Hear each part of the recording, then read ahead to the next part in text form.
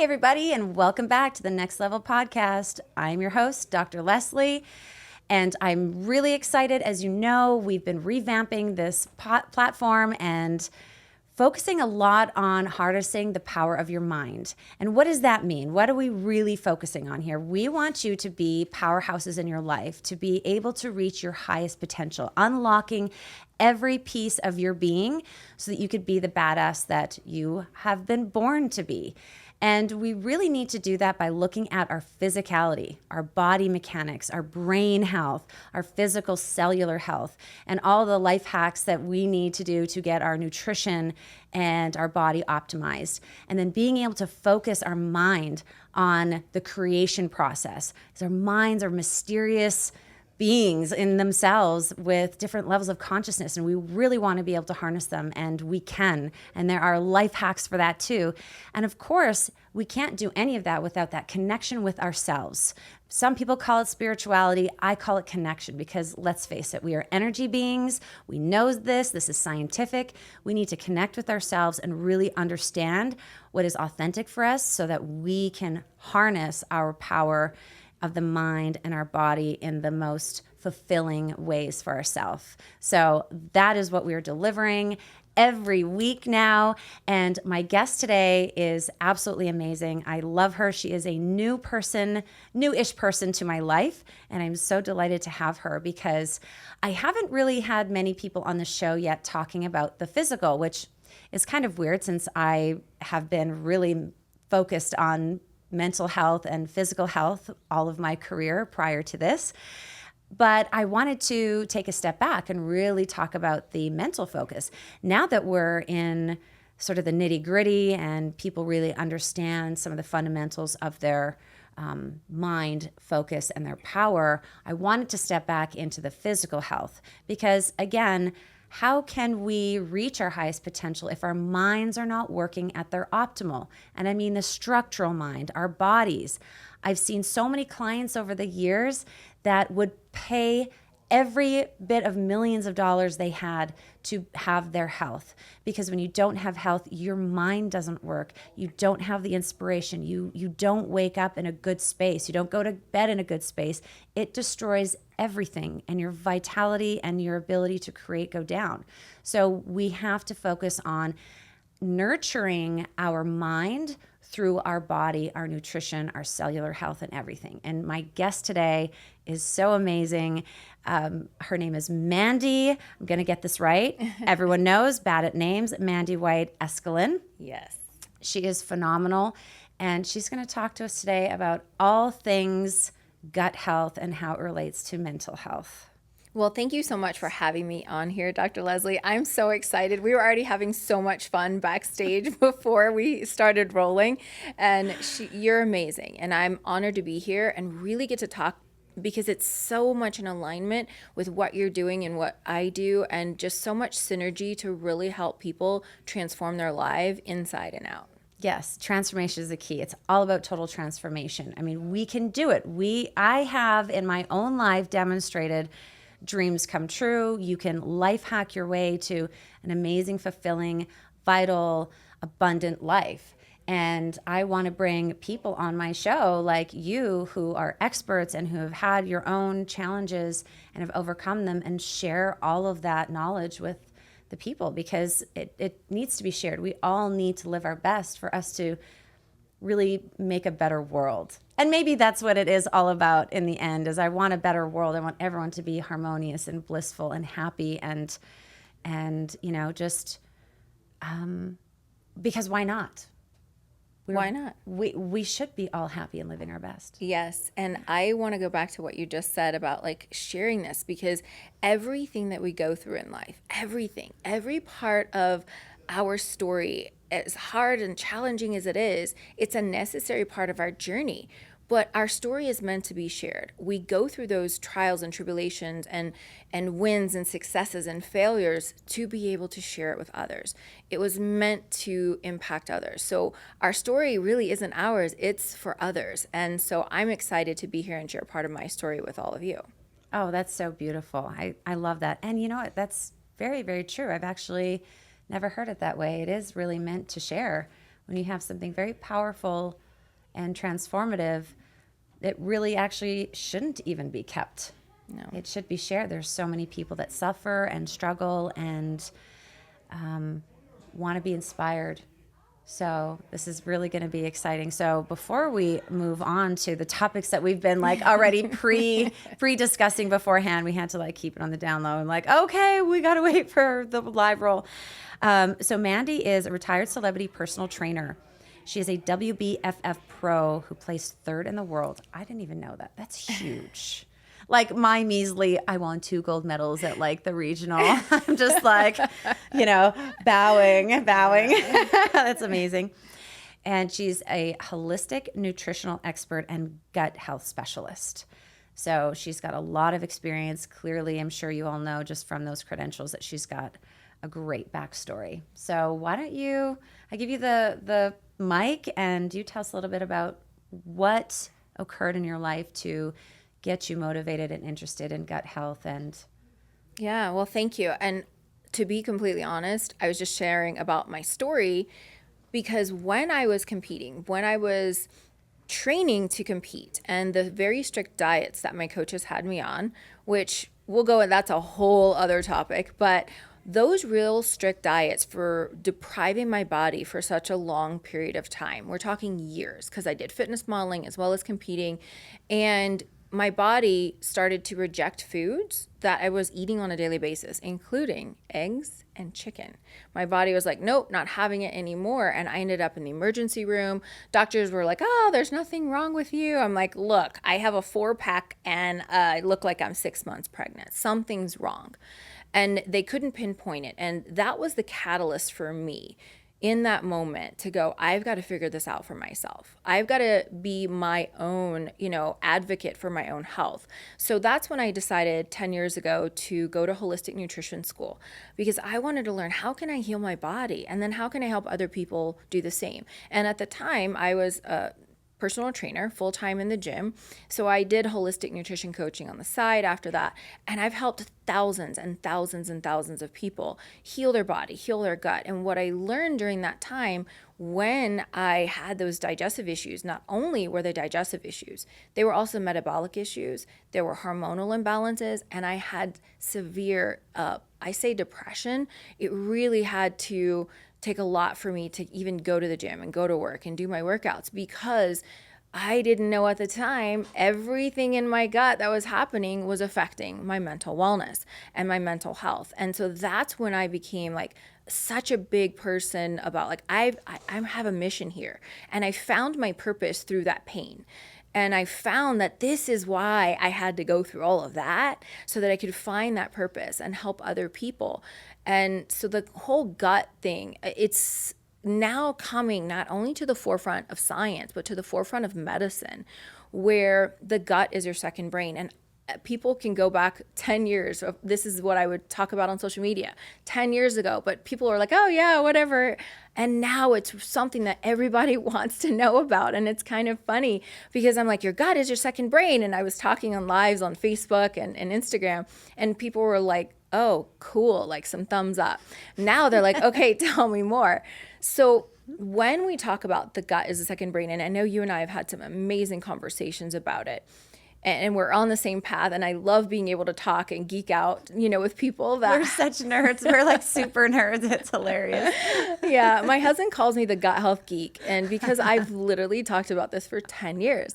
But the gut is the second brain, and I'm going to tell you something that's so cool. And see, I start getting excited because I can totally geek out about this.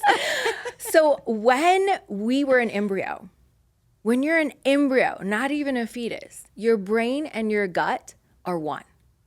I'm going to say that again. When we are an embryo, our gut and our brain are one. And as we grow into that fetus, right, into that fetus inside of the womb, the gut and the brain start to grow apart, but they stay connected through the vagus nerve. And the vagus nerve is the second largest nerve in the body next to the spinal cord. So when we're saying the gut is the second brain, it is literally connected to our gut and our brain are connected, and it's a two-way communication. And what's crazy is when our gut is not functioning, neither is our brain. The brain fog, go straight to the gut. You know, and I listen, I believe there's a time and place for medicine, Dr. Leslie. Oh no, you and I know. We've had these Yes. conversations. I don't want to. I'm not a pill pusher anymore. I will inject stuff in your face to make you look young and pretty. Yes, I will. I will. I do. You know, those of you out there that have done that. But the pill pushing, yeah, no. Yeah, and there's 37 million Americans on antidepressants right now. Right. Ugh. To me, that's a pandemic in itself. Yes. Because if really and truly, I feel like this is why it's so important for us to talk about this, because we have a mission to help people understand that they can have control over that. They can be their own health advocate as well, because the gut produces 90% of your serotonin and 50% of your dopamine. So your dopamine is, you know, like your happy hormones, your feel good, your motivation, your dopamine and serotonin, they're key. So if your gut is not functioning, you know, people struggle with IBS or bloating or whatever those things are, that means your gut is not functioning and that microbiome needs some help. Those little, you know, happy hormones are not being produced. And then therefore people have brain fog. They don't feel motivated. They are grumpy. They are craving things that they don't necessarily really want to eat consciously, but their gut and their brain are talking to each other like, no, eat this, no, eat this. And really it's coming all from the gut, because if the gut microbiome is off, it's going to send different signals to your brain.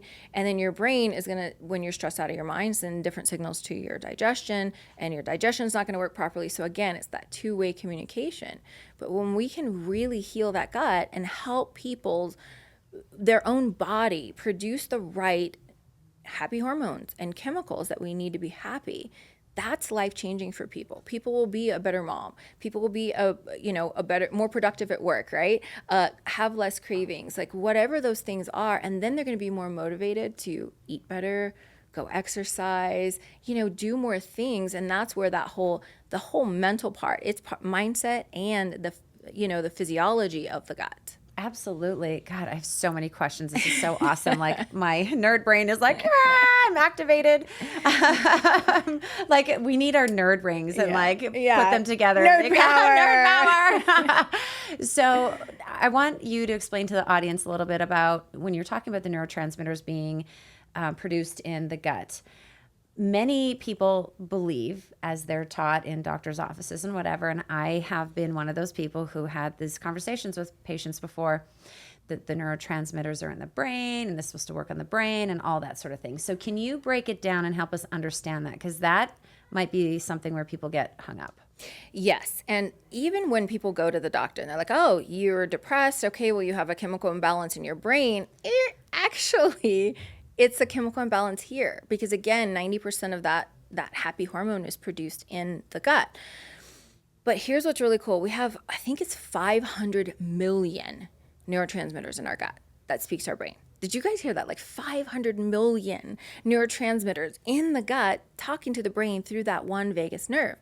So if this isn't working properly, or let's say you eat a lot of processed foods or unhealthy fats, then that diversity in the gut is off.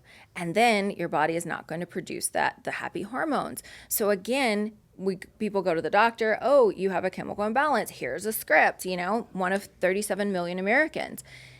There's so much more to it than just that, because the imbalance isn't here. It's really down here.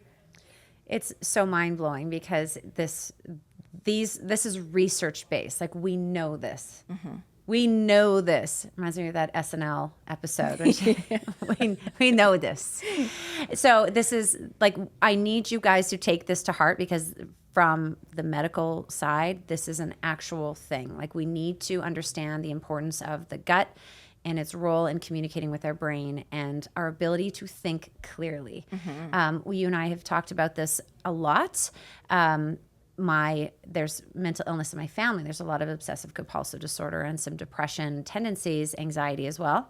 I saw a family member of mine older than me that still suffers to this day. And actually nutrition is a big thing, as I've been learning more about it, life hacking myself, and me having gone through my challenges as well. I've really got my shit together with my gut health and my mental health. And it is so tightly linked together. And seeing, one of my children suffering, it's like, it's so clear. We cannot deny this anymore. And, people don't need to be suffering, and we really need to get the awareness out there, which is why I have you on the show. But in terms of,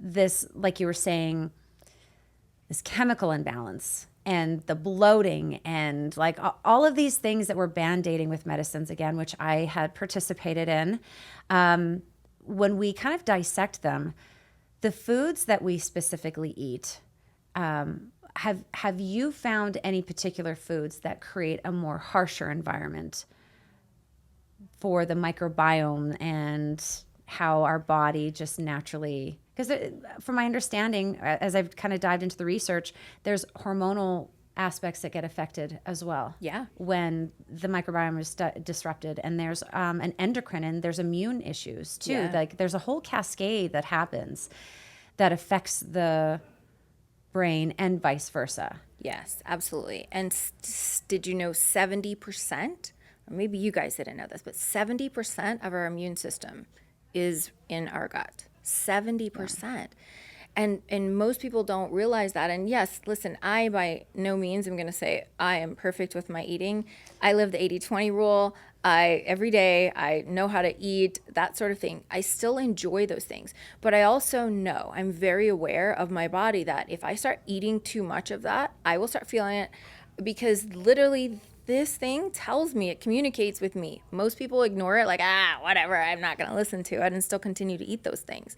Where you and I were saying, like, we're so body aware. We're so, like, fine-tuned into that it's, it's a good thing, but I wish people could understand more of how you can tune into that. Right. Because it is so, so important of what goes on here and what we put in here. As far as foods, there's foods that cause inflammation in our gut. And there's some big ones, which is gluten. Gluten is one of the biggest. Dairy, artificial sweeteners, medications. Medications are a really big one that cause the gut and issues in the gut. I mean, you're talking antibiotics. Antibiotics are not just designed to kill the bad stuff in your gut. It kills everything. And so then we don't balance that back out. Then you really got a messed up microbiome. And so the key is to make sure that you're putting the right things back in.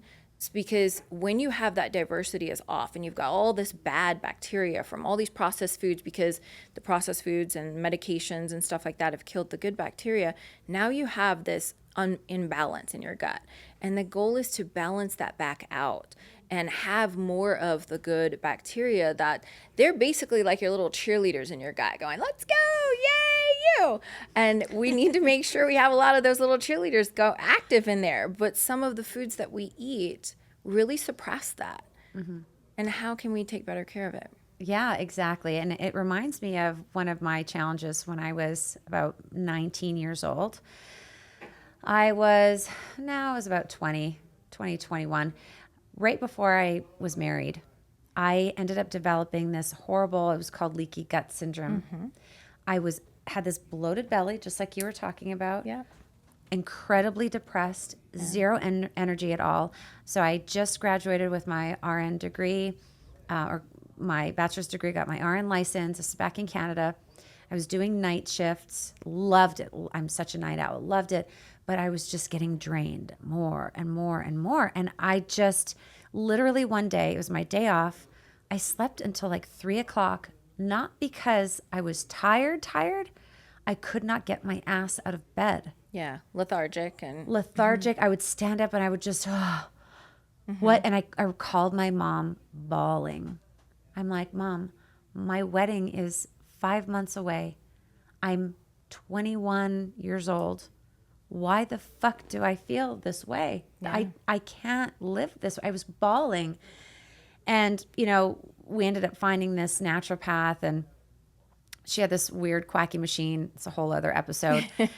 I didn't care, whatever. But what we had discovered in this sort of process of me figuring out what was going on, I was having dairy every day, milk in my cereal. Didn't think it was a big deal. When I was a kid, I would get like these little white spots on my cheeks from it. So my mom thought, and it was a little sensitive here and there, but this was a huge, huge stressor. I literally would have this bloated belly. Yeah. And it was just literally sucking the life out of me. It'd feel like this black hole. I would feel this black hole, and I just could not understand. And so I went through some treatment, and it was tons of herbs, tons of probiotics and different things in my liver. It threw everything off. My immune system, everything was obviously in disarray at that point. It was 2 weeks. That's it. 2 weeks on an intensive gut health regimen, liver cleaning, all this other stuff. And I was like, wow, I actually could get my ass out of bed, and I felt so much better. Obviously cut out the dairy. Yeah. Now, there was a certain amount of mental stress though, because I have the anxiety tendency. So it's like, okay, what came first here, the chicken or the egg? Right. Right? Because there is the gut-brain axis. It goes both ways. We know this. Research has shown this. So I did have that tendency. So was my stress affecting the bloating? Was the food and the right? Yeah. It was both. Mm-hmm. And the awful thing that I came to realize over years, because I would have these bloated belly syndromes come never like it was before. I wouldn't eat dairy, but I wasn't always great with nutrition, even though I was, I looked lean and healthy. I wasn't healthy, but I would battle with these bouts of a bloated belly. So understanding, that's when I started doing the herbs, which helped, not knowing until in more recent years, holy shit, the herbs were actually helping my gut. They weren't doing anything with my brain. It's helping this. It was helping the gut, which stabilized the brain. It was doing both things at the same time. So, and then with sort of relaxing me, because there were herbs that helped relax my brain so I could not think so much, because I'm an overthinker. Again, helped with the belly, but then, right, it was a positive feedback loop at that point, instead of both of them just kind of creating this like microcosm of hell being in your body and my mind. I mean, it was very, very challenging. So, I've been inspired in recent years to really find ways to optimize, and the nutrition, again, because I am a researcher, it's really important that there's research backing the things that I do. Now, I'm also an innovator, so I went and got my doctor in nursing practice, because I like to experiment though too. I like to play around and push limits and see what works. But I generally like to make decisions based off of what research is sort of leaning towards and suggesting. But what we're talking about today has been validated for a long time, and we need to be focusing not just on the foods that we eat, because they're not enough. They're not enough. No. We've talked about this off camera times too, just with the soil conditions. Even organic food, you're not getting the nutrients. They're just in North America, where we're getting our food from, it's just been stripped with the amount that we consume. We just don't have the nutrients in food. Yeah. So we find our nutrition. I consume my nutrition in capsule form. I can't rely. I mean, that's my personal way of doing it. And you probably have a different way. I'm not a big foodie, so I feel more comfortable and know that I need to put in my body from a package. How do you do it? What are your ways of ensuring that you're optimizing your health? I love that question. Well, I'm going to go also back to our food, because like you were just talking about, our soil is overturned. Most of the time, even organic produce is picked before it's even ripened. And so it's either ripened on the way to the grocery store, or it's literally sprayed with a chemical to force it to have color. And yet it might look pretty, and it might be free of pesticides and herbicides, but it doesn't contain the important micronutrients that our bodies need. And what I mean by micronutrients, vitamins, minerals, enzymes, and antioxidants. Our food doesn't have a lot of that. This country especially is overfed and undernourished. And what I mean by that is because it doesn't have all of those important micronutrient parts that we're missing. And when our body doesn't have all of those things, I like to explain it like this. think about if you were building a brick house, okay? Let's say the bricks are like your macronutrients, the proteins, fats, and carbs, okay? So you need the bricks, right? But you also need the mortar. And the mortar is the enzymes, the minerals, the vitamins, right? And the antioxidants. That is what helps stick it all together, because if you try to build a house with just macros and not worrying about the micronutrients, that wall is not going to stand up very long. And you got to think about our body and our gut being the same way. And we have to have those things. And if our food doesn't have it, we got to supplement. And people are like, oh, I don't take supplements. And like, okay, I actually had one of my coaching clients tell me that quite a few times. She's like, I don't believe in any supplements. I can get everything from food. I'm like, okay. A few years later, I see her talking on social media about all these issues she's has. But I'm like, well, I try to tell you, right, because we need this, and people aren't getting it from our food. We're not getting it from our food alone. And then it goes to what types, but even the probiotics, right? Like, we have to put that stuff back in our body, because the way that our food is, we're still not getting all of that. Our body doesn't produce all of that all on its own. We need more of those little positive cheerleaders in our lives. Yeah. Yeah, I love it. So you take a little bit of food, you take a little supplements, and so it's the same. Yeah. Yeah, it's an unfortunate reality that food isn't the way it was. I mean, not in our country, or maybe this side of the planet, I don't know. But it is an unfortunate reality. So I really also I want to talk to the point you were saying about people being aware and needing to understand their bodies and their connection.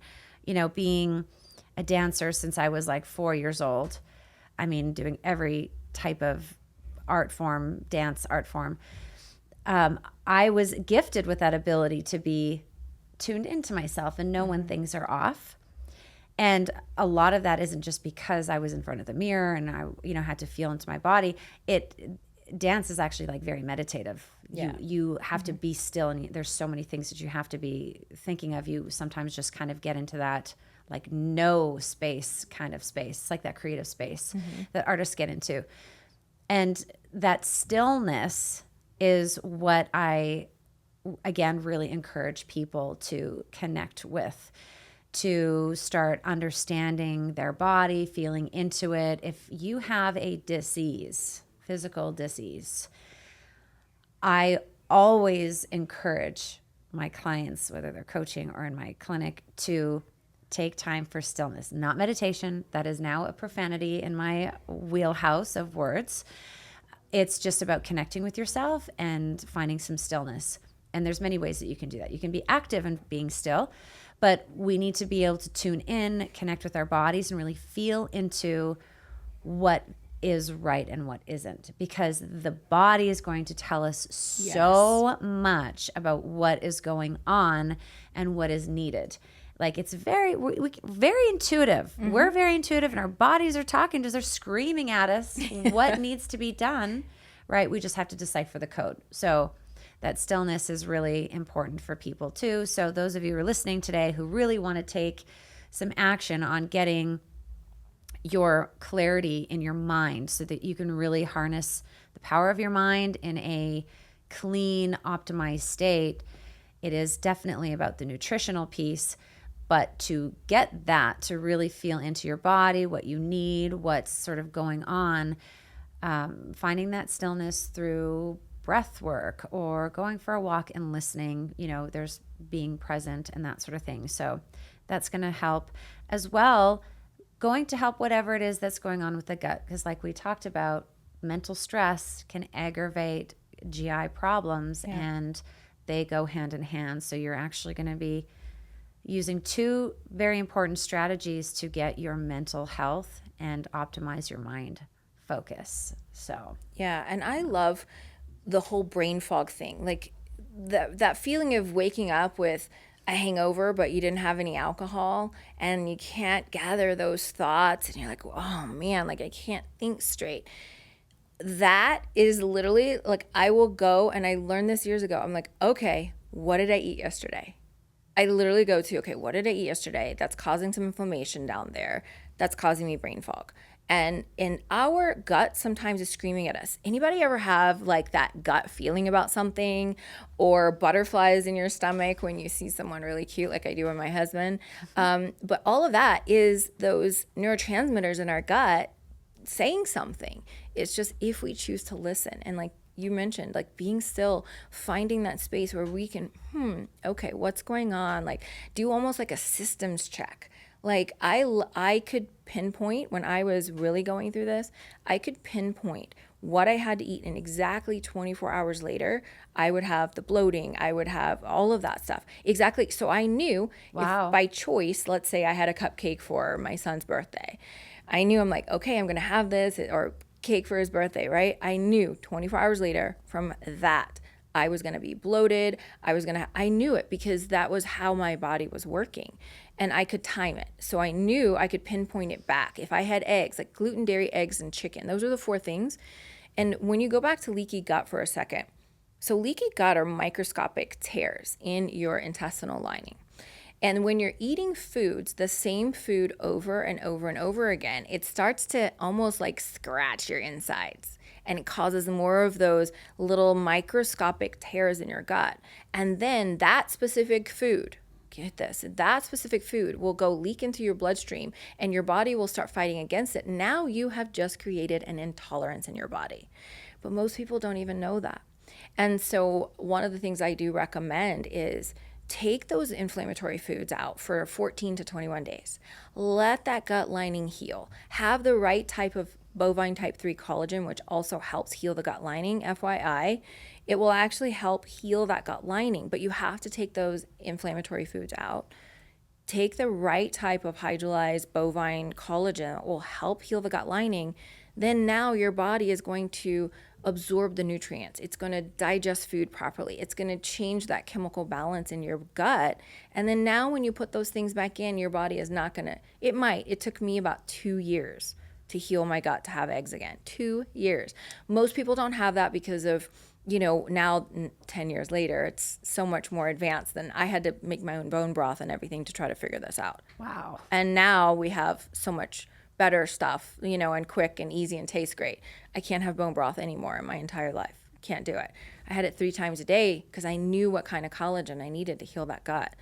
So it's just crazy how you can't have it just because the smell. You just have it or something like so much. You're like, I cannot eat that ever again in my life. Bone broth is like that for me. Wow. But now there's things that you can do, and there's other types that you can. But the key is here, bovine type 3. And I just want to say that because I was like, oh, I take collagen. I'm like, yeah, but what kind is it? You got to really go into this. Bovine type 3 is the right type of collagen that you need to heal that gut lining, to heal that, so then your body can absorb nutrients and it can break down the food, and then it can start producing that serotonin and dopamine again. But most people don't know that, so that's just a little nugget for you. That's amazing. All right. So what would you recommend to someone who's saying, okay, you sold me. I get it. The gut-brain axis exists. I'm eating shitty foods. Clearly what I'm eating isn't great for me or doesn't have great nutrients.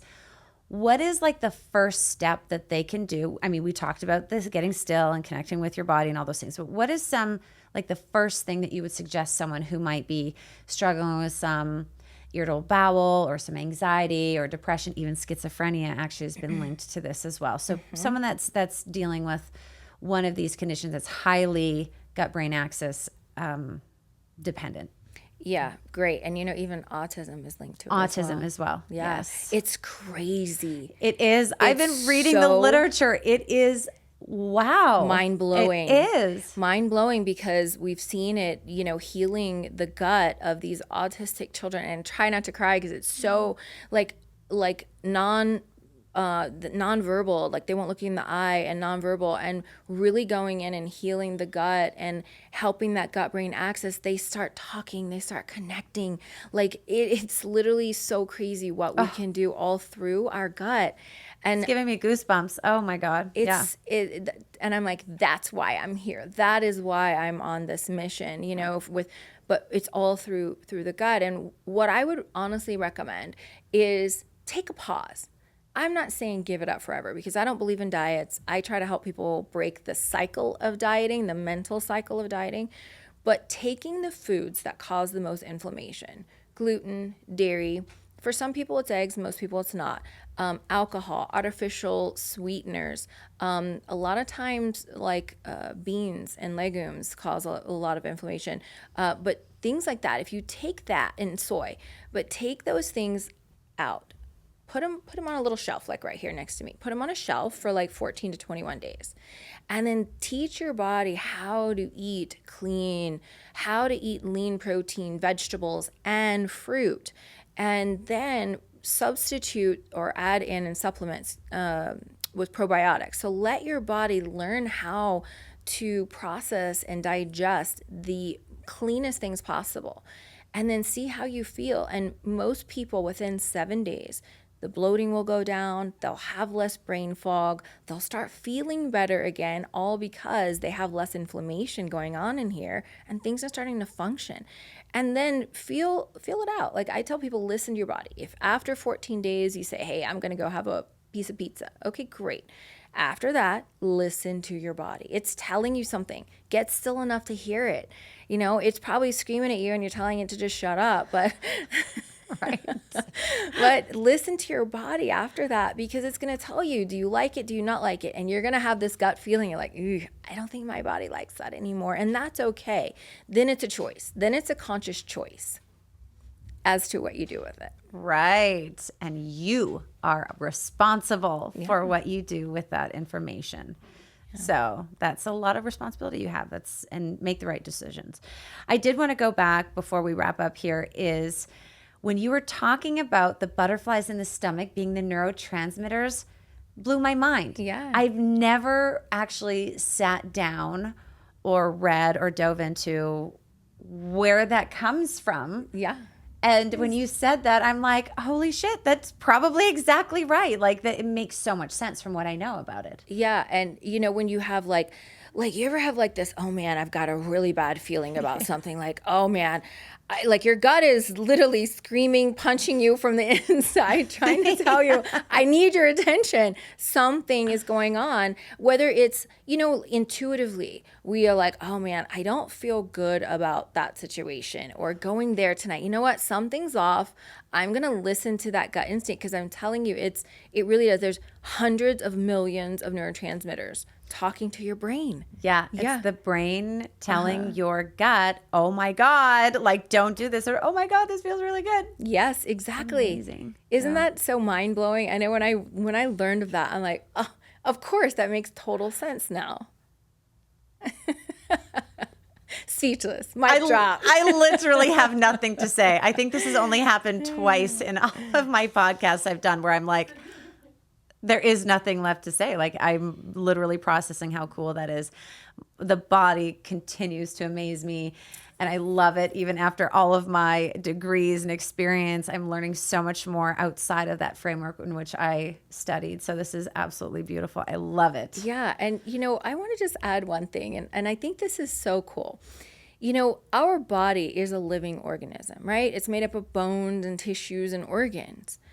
But if you really start thinking about it, with our body enables us to experience things in life, right? Like happiness, like sadness, like the smell of nature, the sounds of, you know, a loved one's voice, the feeling of being loved or being able to give love. All of that is because of our body. So without it, we can do nothing.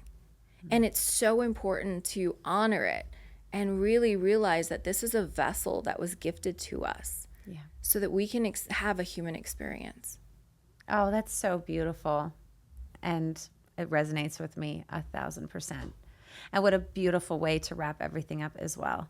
Thank you so much, Mandy, for being on the show today. My goodness, this was so great. I learned so much. I'm so nerd activated, and I hope all the listeners learned something as well today.